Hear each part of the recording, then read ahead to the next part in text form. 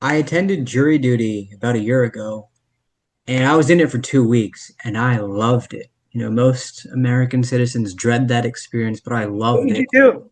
What case? Huh? What type of case was it? It was manslaughter. It Oh was my rough. God! Really? Wow. Yeah, but what I loved about it the most were the lawyers. They were so performative, and it was like, wow, I'm watching theater, I'm watching a movie, and it was really admirable to see that happening. When you're doing your gig, do you feel like it's performative for you? Yeah, definitely. In terms of the performative element, there's a lot of prestige that goes into the law profession in terms of how you present yourself and what you kind of think of yourself and make of yourself. And what I mean by that is, you know, as long as I've been, working in this field, which probably isn't that long compared to others, a lot of people don't know what the heck they're doing, to be honest with you. They don't. I don't know what I'm doing most of the time either. But the thing is, to your clients, to the judge, and to the jury eventually in a case, you need to perform in a manner in which you show that I know what the heck I'm talking about, and this is my strong argument for that reason, for whatever I'm trying to make. Now, obviously, you have to have that argument and stuff based on case law, precedent, statutes, whatever it is. But a lot of times, not everything is decided by case law, precedent stuff. It's also the art of argument. How well do you convey yourself in front of a judge?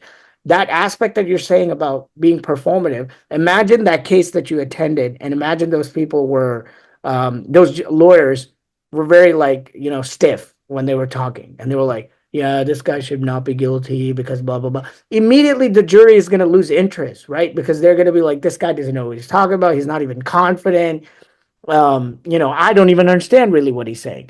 But then that same guy, even if his point isn't necessarily the best one, if he conveys it in a confident manner that gets through some of the jurors, not even all of them, then he can hopefully rely on some of the jurors then swaying the rest. I mean, like, how was your experience um, in the jury pool? Did you guys have deliberations together? We did, and yeah, it was like a movie in full. It was like 12 Angry Men.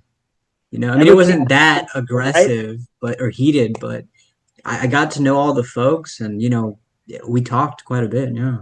So everybody probably had like a different viewpoint, right? And then they slowly came to terms.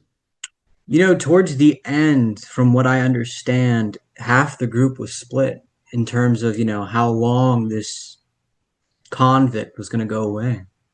Wow. Yeah, yeah. So then how did you guys ultimately come to a resolution? So, the interesting thing is, they pulled me out at the end.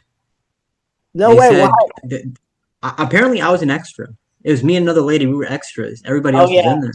So it Uh-huh. was like watching a movie for 2 weeks, and then in the end, you don't get to decide. Oh, But in that's a way, I was talking to a lady with me. She's like, in a way, this is a blessing, at least for her. She was like, I won't have the weight of, this person's time in jail on me.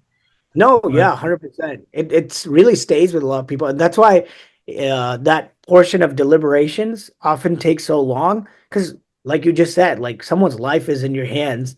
And especially if you put yourself in that person's shoes, look at how much 10, 15, 20 years can impact so much, right? But then again, at the same time, they did whatever, they did yeah, what they weren't supposed to have done.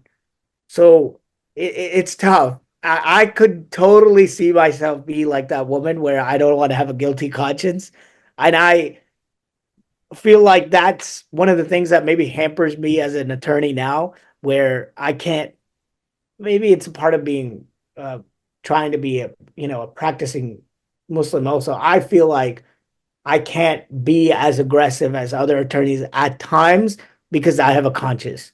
yeah, I've seen other attorneys all the time, do arguments upon arguments or say ridiculous things just for the sake of it, just to continue to. But I feel like that may be something that hampers me at times, but also keeps me grounded. So I'd rather do it that way, to where I always imagine myself in that person's shoes, or try to think. if I say this to the other attorney, how will he take it? Will he be offended? How will he reciprocate? So forth. Because at the end of the day, like we were just speaking about, I may be an attorney or whatever. I got to go to, on the day of judgment, I got to answer for my actions, right? I can't just zealously advocate, but also burn bridges and get cursed on and this and that. Like, what's the point? I have to go to, I have to answer for my deeds at Yeah, the end. that's a good point, man. That's a good point. I think the funniest part of that whole thing, and I can cut this out if I need to, but one of the lawyers in the end, he goes, he brought in, like on the last day, they gave their speeches. He brought in this giant cutout, and nobody knew what it was, but it was there. And then in the end, he's like, "How long until you let this man on the streets again?" And it was a picture from a Facebook post of the convict, Oh and my it was God. him like posing with a gun against a car, and the caption read, "All glocked up, might have to shoot one of y'all." And Oh my I God. saw that, and I was like, I had to bite my tongue from laughing. I'm like, this guy really brought in a picture from Facebook Yeah. Yeah. to prove his point. I was like, And you damn, see how performative it is? But that was compelling, yes, right? The fact that you still remember it, that he accomplished his goal. yeah, man. That guy, by the way, he was so calculated. I mean, what I admired about him was he was he was almost too robotic to be human. From like where he would point his eyes to like the things he would say, everything was just so calculated. He He was sounds he sounds like a seasoned attorney then, or oh, he seasoned was. trial attorney. He Because those guys, was. because they've done it for so long, they know how to appeal to juries. They know where to look, how to behave, how the jury is going to read them, that sort of thing. So it does come off robot. It almost comes off like it's scripted, right? Like you're watching a show. But he probably has no other choice because he knows if he doesn't do it in that manner, then the point that he's trying to get across to the jury, it won't work. So Yeah. this is the thing that's worked for him, and that's why he does it that way. And you'll see other attorneys have all sorts of other approaches.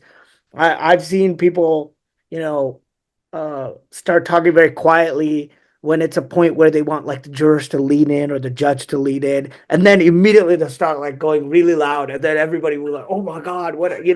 So it's That so moment was one of those for us. We yeah, were at the edge of our seats, like, oh my God, I can't believe he actually did that. it's so performative, right? Yeah. I mean, can you imagine going to Office Depot getting that printed out? Like, what?